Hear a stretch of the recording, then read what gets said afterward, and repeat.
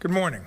Today, I'm pleased to be joined by Secretary of Public Safety Eddie Buffalo, Secretary of Transportation Joey Hopkins, Colonel Freddie Johnson with the State Highway Patrol, Major General Todd Hunt of the North Carolina National Guard, and Emergency Management Director Will Ray.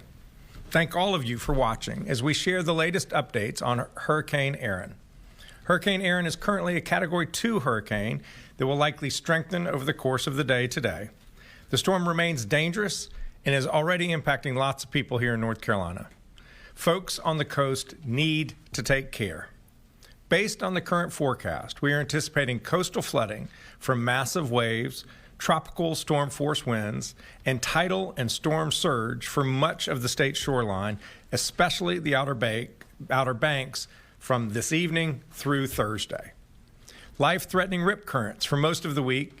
No one should be in the ocean, and extensive beach erosion along much of the coast. Local states of emergency have been declared in Currituck County, Dare County, and Hyde County. Mandatory evacuations are in place for Ocracoke and Hatteras Islands. If you are under an evacuation order, take action now before it's too late. You can find shelter at the state-operated disaster shelter located at 113 Wilcox Street in Warrenton, North Carolina. Pets are allowed at the shelter. I want to thank Warren County Emergency Management for hosting the shelter guests and the General Assembly for helping to fund it. Yesterday, I declared a state of emergency across North Carolina to facilitate our emergency response and to keep you safe. This statewide state of emergency enables us to send critical resources from across the state and around the country to respond. We've activated a cross-agency storm response that includes the Department of Public Safety, the Department of Transportation, the North Carolina National Guard, the State Highway Patrol, and many local partners. Our state emergency response team stands ready to quickly and decisively respond to any needs along the coast. We have already pre-positioned 3 swiftwater rescue teams and 200 National Guard troops to various locations on the coast, along with boats, high-clearance vehicles, and aircraft. We have on standby some Chinooks from Georgia ready to transport food and water if it becomes necessary. Momentarily, you will hear from Director Ray about the hurricane and our emergency response operations.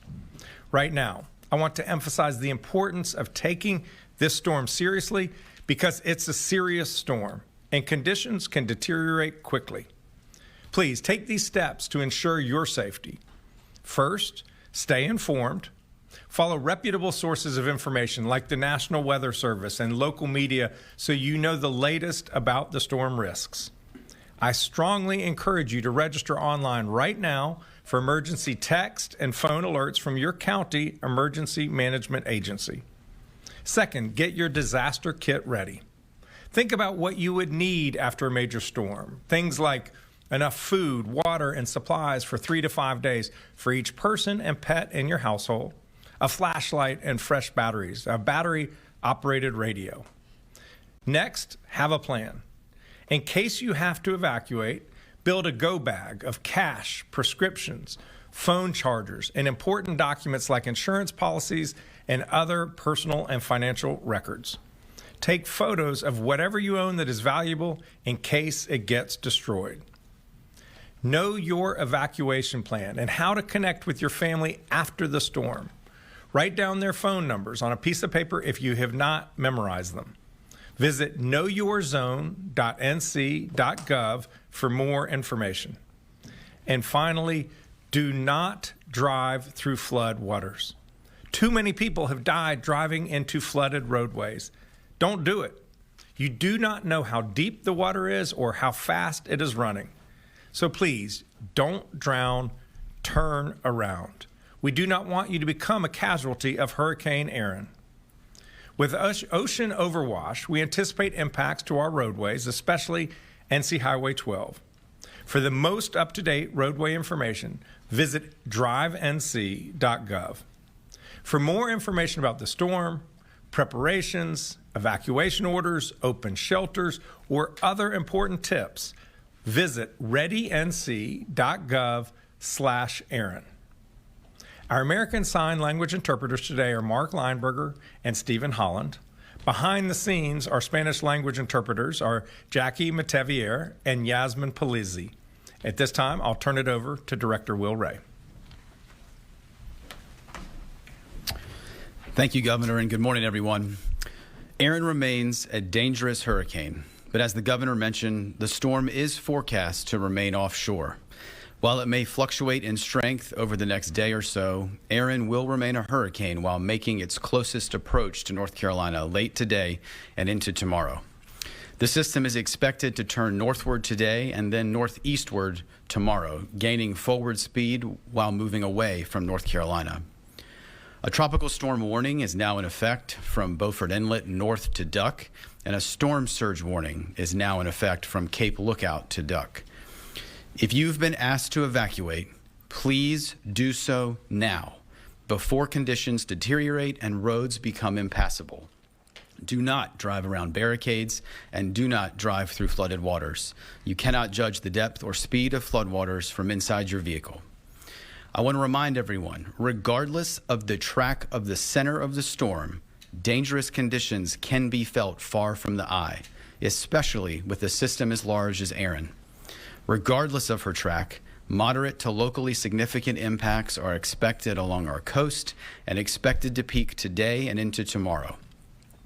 Extremely large, dangerous waves forecasted around 20 feet in height, along with storm surge of 2 to 4 feet on top of the surf, will likely impact the dunes along portions of the North Carolina coast, especially east and southeast facing beaches and the Outer Banks. Numerous roadways will likely become impassable, especially on Highway 12, as the governor mentioned, and in communities on the barrier islands. This will be a longer duration event, with coastal flooding expected over several high tide cycles. We will see rain bands trailing Erin that will also impact the area, already saturated soils across the area, which could lead to extended impacts. Please be sure to have multiple ways to receive weather alerts, especially during the overnight hours. You need to be informed by receiving information from reputable sources of information and have a plan to protect yourself and your family. Hurricane Erin is already creating extremely dangerous and life-threatening rip currents for all of the North Carolina coast that will linger through the week. We've seen a high number of rescues along the coast, and you should avoid swimming anywhere on the North Carolina coast right now.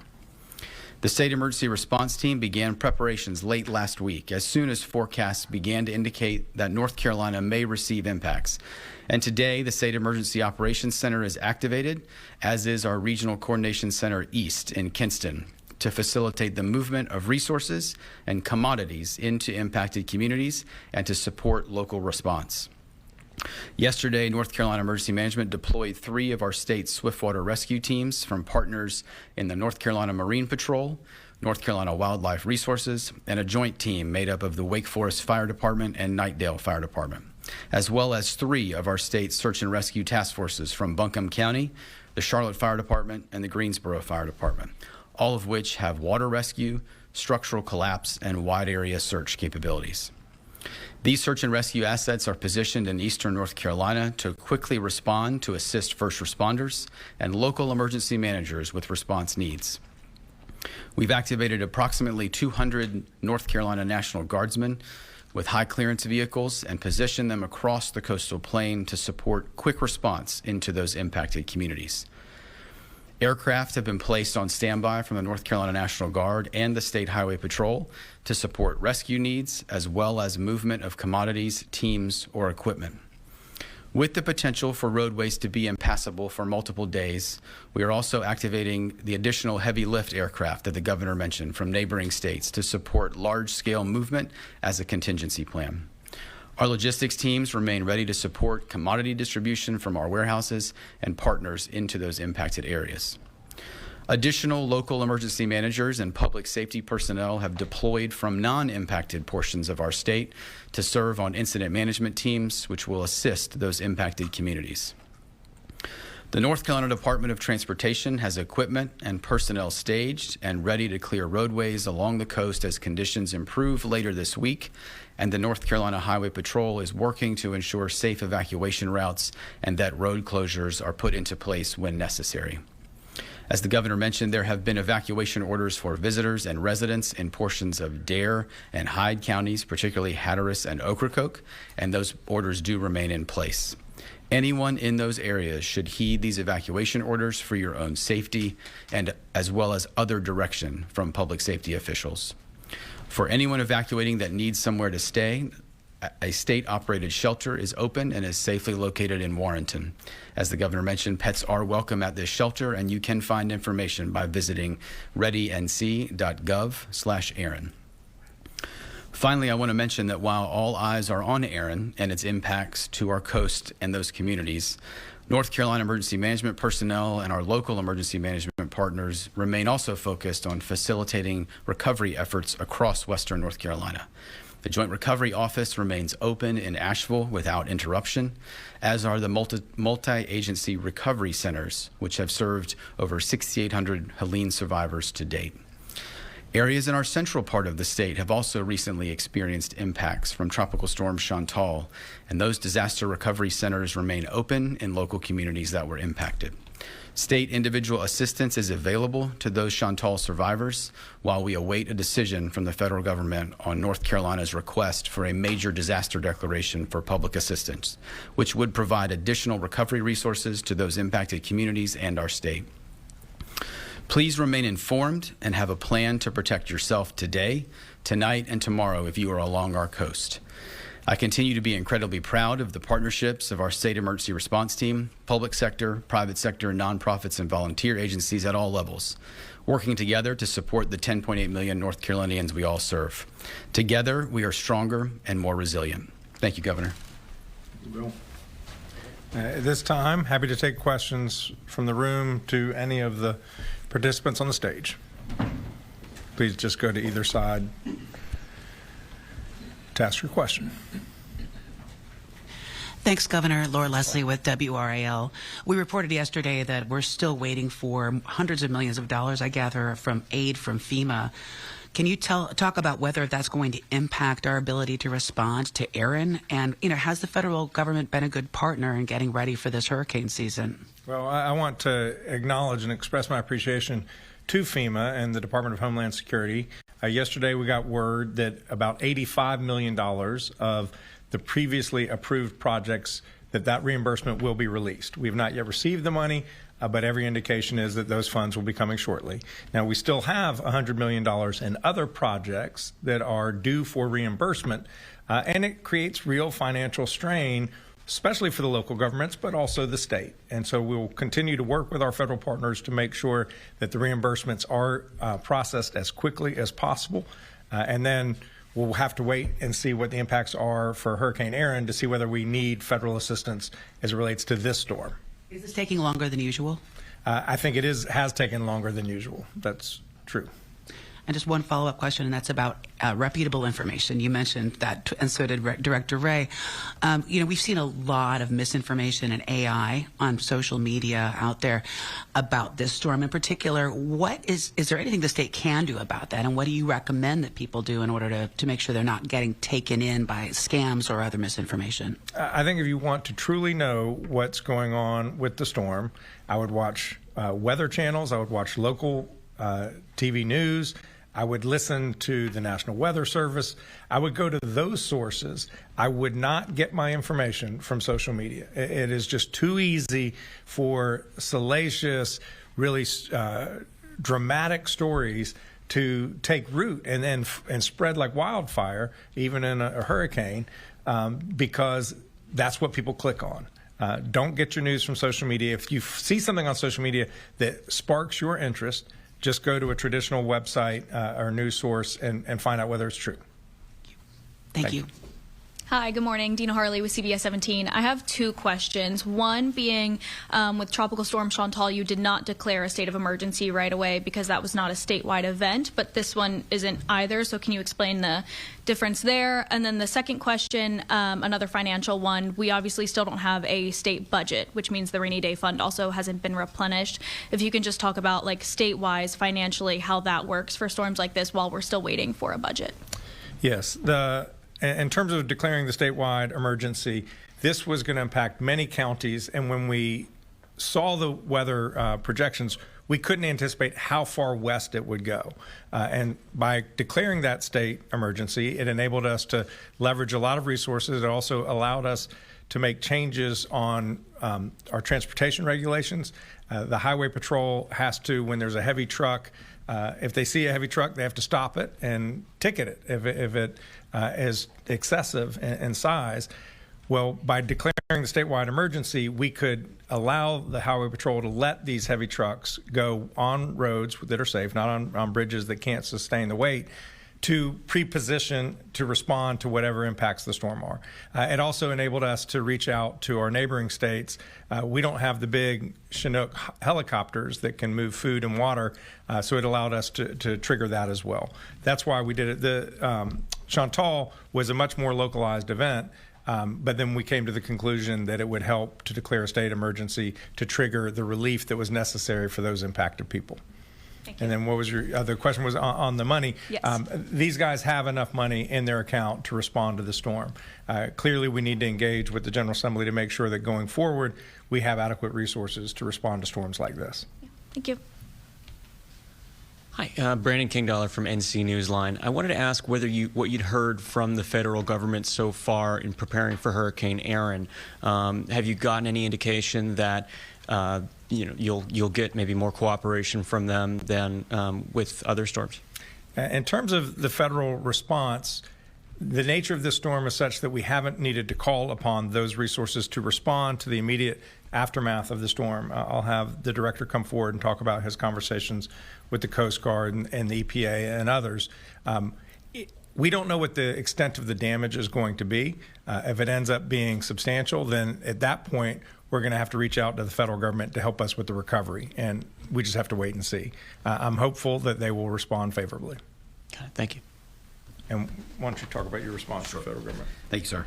So I think just in follow-up, I think a couple of things. We have talked to FEMA leadership over the last couple of days daily about just impacts, what we're planning on, anticipated gaps or barriers, and what we may need. And so I think have very good open dialogue with senior FEMA leadership right now if there should be a need, as well as out of our regional headquarters that's based in Atlanta. At this point, as the governor said, I think we're not anticipating significant federal resources to support response. I think as we move through the event, we will continue to reassess that. I think it's also important to note that here in North Carolina, and I think you've heard us talk about this before, we have what's called a FEMA integration team. So we actually have a small team from FEMA across their different parts of their agency that are embedded here with our team every single day. We work alongside with them, so they are here daily working with us. We also have some specialists from the National Hurricane Center that are also embedded with our weather team day to day.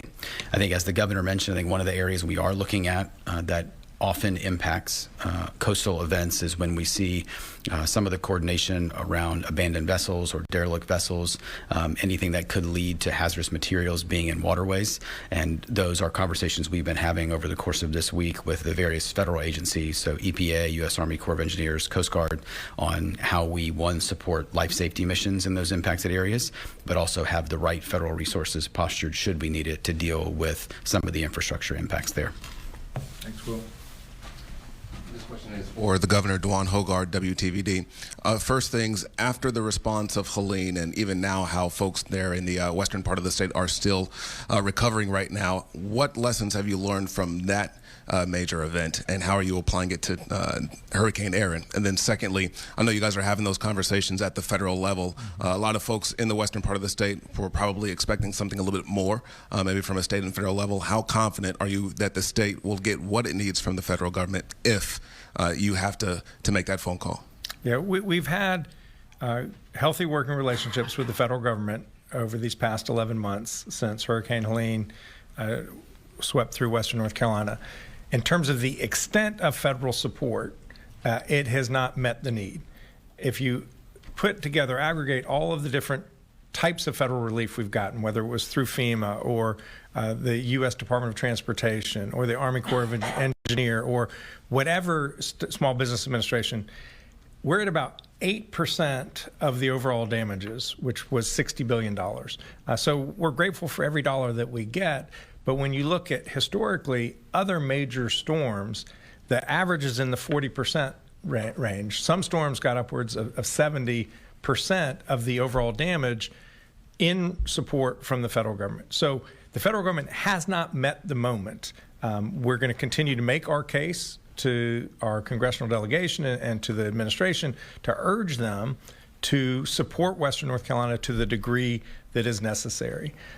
In terms of what lessons that are learned from that relationship to the east, we just have to wait and see what the extent of the damage is and whether it has any impacts on our ongoing ability to get the support we need from the federal government.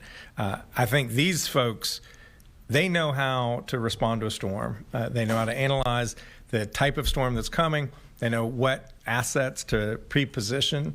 There are 4 different sites in eastern North Carolina where there are National Guard troops. There are the swiftwater rescue teams from other local government agencies and from state agencies that will reference. And so I have every confidence that they know what they need to do in order to respond to what's going to happen this week in eastern North Carolina. Are you expecting anything different from the federal government? It remains to be seen. I mean, we've gotten good response from our congressional delegation. They've been helpful at every step of the way. We now are at the next stage, which is we need a lot of help for Western North Carolina, and we hope that that funding will come. Thank you. Well, Hey, Governor Will Doran from WREL. You spoke about the concerns with Highway 12. Director Ray spoke about that as well. And I don't know how many hundreds of millions of dollars the state has spent on that one specific road in recent years, but are there broader conversations that we need to be having about the viability of those roads or other coastal roads so that there isn't as much damage every single time we get a hurricane coming through? Yeah, well, we'll just obviously have to wait and see what the extent of the damage is with this storm. Look, people love our Outer Banks. It's a national treasure, and you need to be able to get to them. We have ferries that take us to the islands, but this is an important road for North Carolina. There's so much so many people live there. There's so much tourism dollars that goes on that road. It is an important asset to the state, and we need to do everything we can to protect and preserve it. And I'll see if Secretary Hopkins wants to add any words on NC-12. Yeah, thank you, Governor. First of all, I would agree. NC-12 is the interstate of the Outer Banks, and it's important that we keep it viable. We keep it where the goods, commodities, the tourists, and the residents can use it. Longer term, we are doing a number of studies, working with some the institutions, the educational institutions in the state, and also the local governments, looking at our assets out there and what we need to do as far as potentially making it more resilient, potentially relocating to a higher area and what we can do there. And there'll be ongoing studies as we move through, not just with NC-12, but also our ferry assets out at Ocracoke and Hatteras and other points on the Outer Banks. Thanks, Joe. Hey, Governor Patrick Thomas with Spectrum News 1. You touched a lot on evacuations, and I'm curious as to how much these evacuation mandates are sort of out of abundance of caution because of what has been learned from previous storms, from Chantal, Helene, up until now. Yeah, well, when there is a major storm, when there is flooding, there is great risk of death. And what we don't want is for people to die. And the local governments were the ones who declared the evacuation orders. They know their community, their geography, their evacuation routes the best. So we are supportive of those orders. We're going to do everything in our power to keep people safe. If you are on one of the 2 islands, Hatteras or Ocracoke, and can get off still, the ferries I think are running for another hour or 2, we urge you to do that. And if you have not evacuated, make sure you batten down the hatches. And Governor, as a follow-up, what is your real level of confidence that FEMA will answer the call for what has already happened with Helene, but also because of what happened in Kirk County, Texas, and the slow response, that if anything does come of this with Hurricane Erin, they'd be able to help the state of North Carolina? Clearly, there's a lot of turmoil or consternation in Washington about what to do with FEMA. I mean, the president initially declared he wanted to get rid of FEMA. He's created a FEMA review council. I think the latest indication is that they're going to keep and reform FEMA. That is an outcome that I heartily embrace. There are things we can do that will help FEMA serve our people better. but we absolutely need the partnership of the federal government. These storms, this one appears to be localizing on North Carolina, but many of the storms hit an entire region. The scale of these storms are massive, $60 billion in western North Carolina from Hurricane Erin. Those kind of resources don't exist in western North Carolina to respond. Heck, our state 2-year budget is $66 billion. So essentially, we would have to forego the entire 2-year budget just to get western North Carolina back to where it was before. The only institution that has the kind of resources and the expertise on a regional level to respond is the federal government. That is why it is essential that we keep and improve FEMA on a going forward basis. We will continue to engage our federal partners to have a constructive, positive relationship to make sure that the people of western North Carolina, the people of eastern North Carolina, the coast, the people in central, we have a public assistance request before FEMA as it relates to Chantal right now. So we need their help, their partnership, and we are eager to continue to develop that. Thank you. All right, and we'll go to the phone. If there are any questions online or on phone, please raise your hand.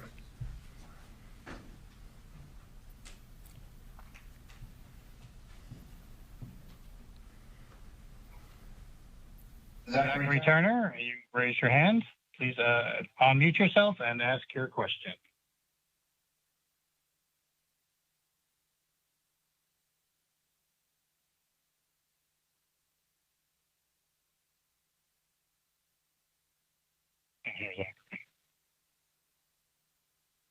Zachary, we can't hear you.